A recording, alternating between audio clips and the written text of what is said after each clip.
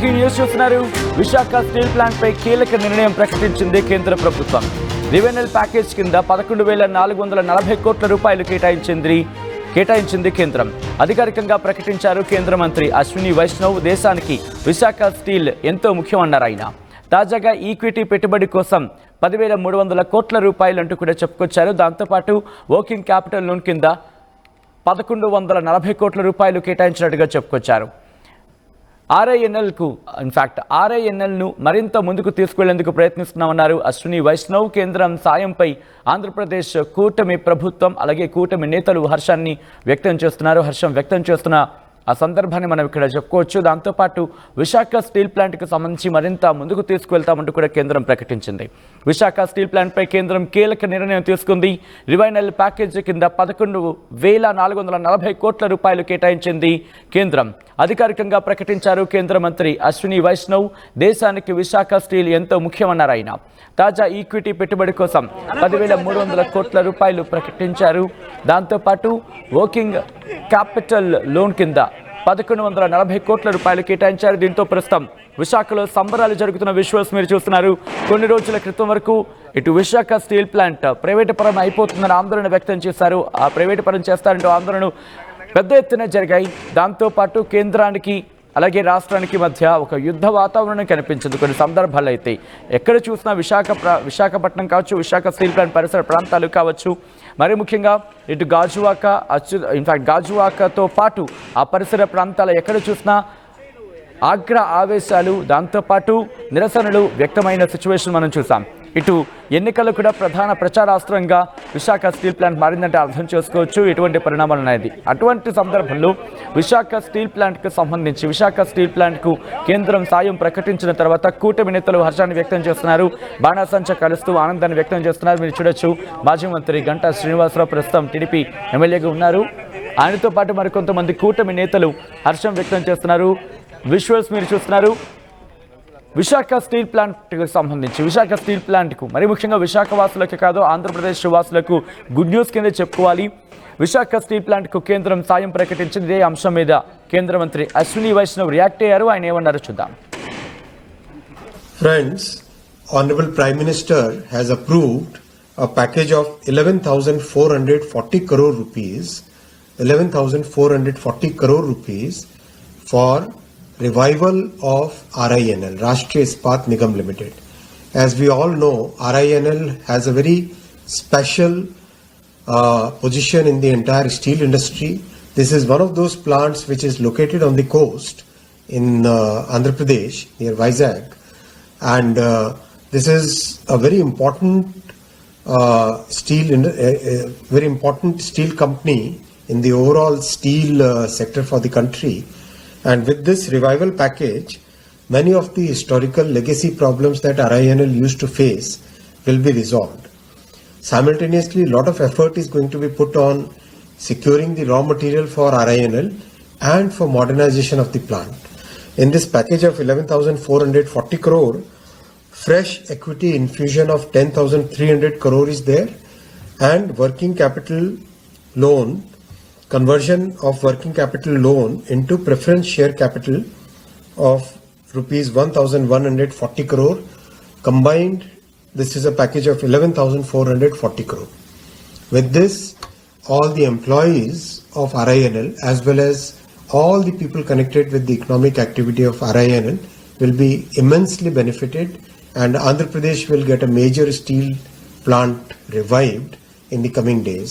Very soon RINL will start functioning with 2 blast furnaces, and by August it is planned to start all the 3 blast furnaces. This is a major revival plan, and I thank Honorable Prime Minister Shri Narendra Modi ji for approving such a huge revival restructuring plan for RINL. Thank you. Right, అది కేంద్ర మంత్రి అశ్విని వైష్ణవ్ ప్రకటన మీరు చూశారు steel ప్లాంట్కి సంబంధించి. ఇదే అంశం ఎప్పుడైతే కేంద్ర ప్రభుత్వం ప్రకటించిందో యూనియన్ ఏవియేషన్ మినిస్టర్ కేంద్ర మంత్రి రామ్మోహన్ నాయుడు కూడా రియాక్ట్ అయ్యారు. ఆయన ఏమన్నారో ఒకసారి ఆ ట్వీట్లో చూసే ప్రయత్నం చేద్దాం. Here it is on the screens of RTV. ఆయన ట్వీట్ చేశారు, today is the momentous occasion as we celebrate the revival of the Vizag steel plant with 11,500 crore package. This isn't just an economic decision, it's a victory for our workers, a symbol of our pride అంటూ కూడా ఆయన లెంతియస్ట్ tweet చేశారని చెప్పుకోవాలి. ఆ తర్వాత కంటిన్యూటీలో ఆయన తెలుగులో రాసుకొచ్చారు. ఒకసారి ఆయన ఏమన్నారో చూపించే ప్రయత్నం చేస్తున్నాను. 11,500 కోట్ల ప్యాకేజీతో విశాఖ స్టీల్ ప్లాంట్ పునరుద్ధరణ వేడుకలను జరుపుకుంటున్న ఈ రోజు ఒక ముఖ్యమైన సందర్భం. ఇది కేవలం ఆర్థిక నిర్ణయం మాత్రమే కాదు, ఇది మన కార్మికుల విజయం, మన గర్వానికి చిహ్నం, పట్టుదల మరియు నిబద్ధత యొక్క శక్తికి నిదర్శనం అంటూ చెప్పుకొచ్చారు ఆయన. ఎన్నికల మేనిఫెస్టోలోని వాగ్దానాలను నెరవేర్చడంలో ప్రధానమంత్రి నరేంద్ర మోదీ దార్శనిక నాయకత్వానికి నా హృదయపూర్వక ధన్యవాదాలు అంటూ కూడా ఆయన ట్వీట్లో చెప్పుకొచ్చారు. దాంతోపాటు కంటిన్యూటీగా మాట్లాడుకుంటే కనుక ఆంధ్రప్రదేశ్ ప్రగతికి అహర్నిశలు పాటుపడుతున్న రాష్ట్ర ముఖ్యమంత్రి నారా చంద్రబాబు నాయుడు అలాగే నారా చంద్రబాబు గారికి అంటూ చెప్పుకొస్తున్నాయి. ఈ పునరుద్ధరణ ప్యాకేజీని సాధించడంలో నిర్ణయాత్మక పాత్ర పోషించిన కేంద్ర ఉక్కు శాఖ మంత్రి కుమారస్వామి గారికి నా ప్రత్యేక కృతజ్ఞతలు. ఆంధ్రప్రదేశ్కే గర్వకారణంగా నిలిచిన ఈ చారిత్రక నిర్ణయం అభివృద్ధిలో కొత్త పుంతలు తొక్కేలా వారి కృషి ఉంది. ఈ విజయానికి వెన్నెముకగా నిలిచిన స్టీల్ ప్లాంట్ కార్మికులను నేను హృదయపూర్వకంగా అభినందిస్తున్నాను. ఇది వారి అచంచలమైన స్ఫూర్తికి, పరిశ్రమ భవిష్యత్తు కోసం పోరాడిన ప్రతి ఒక్కరి సమిష్టి కృషికి లభించిన విజయం. ఆంధ్రప్రదేశ్ ప్రజలకు ఇచ్చిన కీలకమైన వాగ్దానాన్ని నెరవేరుస్తూ ఎన్డీఏ తన వాగ్దానాన్ని అమలు చేస్తుందని మరోసారి రుజువు చేస్తుంది. గత 5 ఏళ్లుగా Visakha steel plant south Coast railway zone సమస్యలను పార్లమెంట్లో అవిశ్రాంతంగా లేవనెత్తాను, వినతులను సమర్పించాను, న్యాయం కోసం అడుగడుగునా పోరాడాను. కేవలం వారం వ్యవధిలోనే మేము 2 ప్రధాన విజయాలను సాధించాం. సౌత్ కోస్ట్ రైల్వే జోన్ నిర్మాణాలకు శంకుస్థాపన చేయడం, దాంతోపాటు విశాఖ స్టీల్ ప్లాంట్ పునరుద్ధరణ ఈ సంక్రాంతిని మన తెలుగువారికి కానుకగా అందించాయి. ఈ సందర్భంగా ఐక్యత సంకల్ప విజయాన్ని జరుపుకుందామంటూ కూడా జై హింద్, జై ఆంధ్రప్రదేశ్, జై విశాఖ ఉక్కు అంటూ ఆయన ఒక లెందియస్ట్ ట్వీట్ చేసుకొచ్చారనే చెప్పుకోవాలి. ఇదే అంశానికి సంబంధించి అప్డేట్స్ అందించేందుకు మా ప్రతినిధి శివరామకృష్ణ ఫోన్ లైన్లో జాయిన్ అవుతున్నారు. ఒకసారి శివరామకృష్ణ దగ్గరికి వెళ్ళే ప్రయత్నం చేద్దాం. శివరామకృష్ణ, ఎప్పటికల్లా ఈ ప్యాకేజ్ వచ్చే అవకాశం ఉంది అంటూ కూడా చర్చ జరుగుతుంది. అంతకన్నా ముందు ఎప్పుడైతే ప్యాకేజ్ ప్రకటించిందో కేంద్రం, విశాఖ వాసుల రియాక్షన్ ఏంటి, అలాగే స్టీల్ ప్లాంట్ వాసుల రియాక్షన్ ఏంటి, అట్ ద సేమ్ టైం కూటమి నేతలు ఏమంటున్నారు? Good evening Sachin.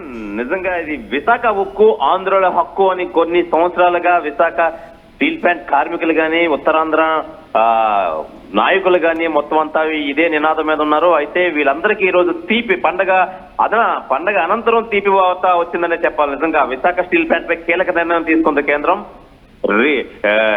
రివైనల్ ప్యాకేజ్ కింద 11,440 కోట్లు కేటాయించిన కేంద్రం అయితే అధికారికంగా ప్రకటించిన కేంద్ర మంత్రి అశ్విన్ వైష్ణవ్ అయితే ప్రకటించారు. అయితే దేశానికి విశాఖ స్టీల్ ఎంతో ముఖ్యమని అశ్విన్ వైష్ణవ్ అయితే తెలిపారు. తాజాగా ఈక్విటీ పెట్టుబడి కోసం 10,300 కోట్లు, అలాగే వర్కింగ్ క్యాపిటల్ లోన్ కింద 1,140 కోట్లు కేటాయింపు చేశారు. ఇది RINL మరింత ముందుకు తీసుకెళ్లేందుకు ప్రయత్నిస్తామని చెప్పి అశ్విన్ వైష్ణవ్ అయితే తెలియజేశారు. కేంద్ర సాయంపై ఏపీ కూటమి నేతలు అయితే హర్షం చేస్తున్నారు. అలాగే ఈ కార్మిక సంఘం నాయకులు గాని, అలాగే విశాఖ ఉత్తరాంధ్ర వాసులు గాని ఎంతో ఆనందం వ్యక్తం చేశారు. నిజంగా కేంద్రం విశాఖ స్టీల్ ప్లాంట్ కోసం ఒక అడుగు ముందడుగు వేసిందనే చెప్పాలి. నిజంగా చాలా ఈ ప్రజలందరూ హర్షం వ్యక్తం చేస్తున్నారు. అలాగే చాలా ఆనందదాయ డోలుకులో తెలియాడుతున్నారు. అలాగే కూటమి నేతలు అయితే ఇక్కడ సంబరాలు అయితే చేసుకుంటున్నారు. ప్రతి కూటమి నాయకులు ఇంటి ఆఫీసు ముందు, ఇళ్ల వద్ద అయితే బాణసంచా కాల్చి ఈ సంబరాలు అయితే జరుపుకుంటున్నారు. సచిన్, కూటమి నేతలకు సంబంధించి రియాక్షన్ మీరు చూస్తున్నారు RTV స్క్రీన్ మీద. బాణసంచ కలిసి వాళ్ళు ఆనందాన్ని వ్యక్తం చేయడం జరుగుతోంది. ఈ నేపథ్యంలో ఏమంటున్నారు? ఎందుకంటే ఓ పక్క అనకాపల్లికి సంబంధించి దాదాపుగా కొన్ని వేల కోట్ల ప్యాకేజ్ వచ్చిన సందర్భానికి సంబంధించి కూడా మాట్లాడుతున్న సిచ్యువేషన్ రైట్. ఒకసారి శివరామకృష్ణ మీరు లైన్లోనే ఉండండి. కొద్దిసేపటి క్రితం మా ప్రతినిధి శివరామకృష్ణ అక్కడ కార్మికులతో మాట్లాడారు. At the same time MLA Ganta శ్రీనివాస్తో కూడా మాట్లాడారు. వాళ్ళు ఏమంటున్నారో చూద్దాం. కేంద్ర ప్రభుత్వం స్టీల్ ప్లాంట్కి రివైవల్ ప్యాకేజ్ కింద 11,500 కోట్లు అయితే ప్రకటించింది. అయితే ఈ నేపథ్యంలో గత ప్రభుత్వంలో ఈ స్టీల్ ప్లాంట్ వ్యవహారంలోనే మాజీ మంత్రి అప్పుడు ఎమ్మెల్యే గంటా శ్రీనివాస్ అయితే రాజీనామా చేయడం అయితే జరిగింది. అయితే ఈ నేపథ్యంలో ఈ కేంద్ర ప్రభుత్వం రివైవల్ ప్యాకేజ్ ప్రకటించిన నేపథ్యంలో ఇక్కడ సంబరాలు చేసుకుంటున్నారు. అయితే మనతో పాటు భీమిలి ఎమ్మెల్యే గంటా శ్రీనివాస్ ఉన్నారు. సార్ చెప్పండి, ఏ విధంగా చూసుకోవచ్చు ఈ రివైవల్ ప్యాకేజ్ని?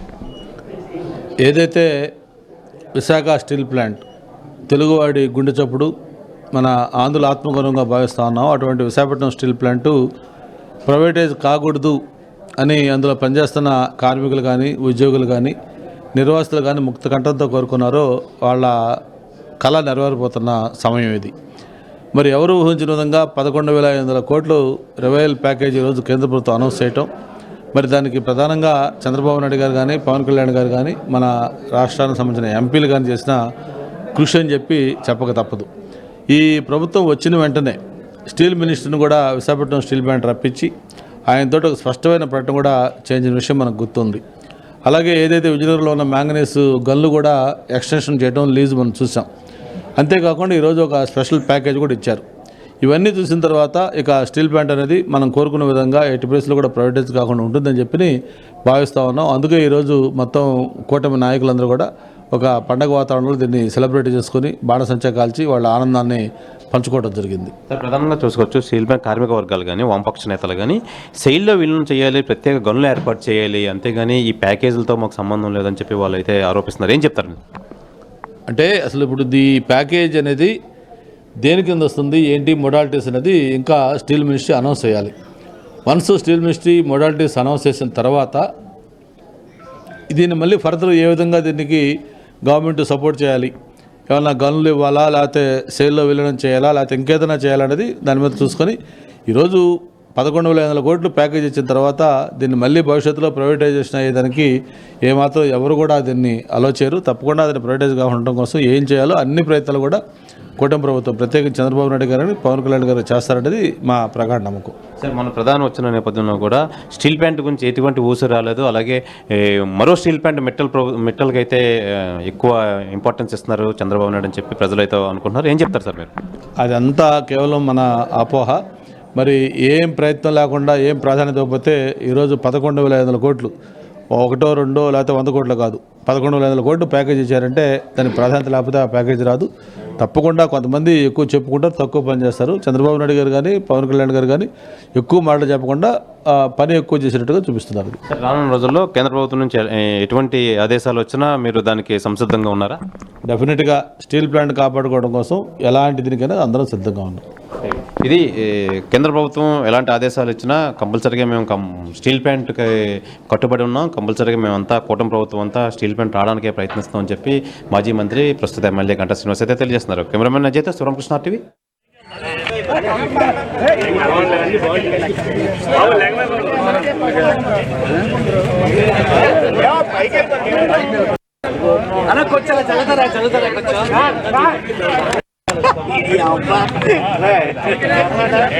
సమస్యలు అంటే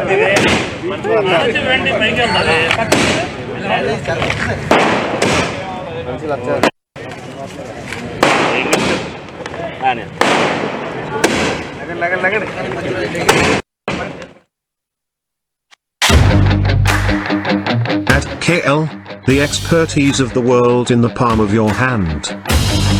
KL, deemed to be university.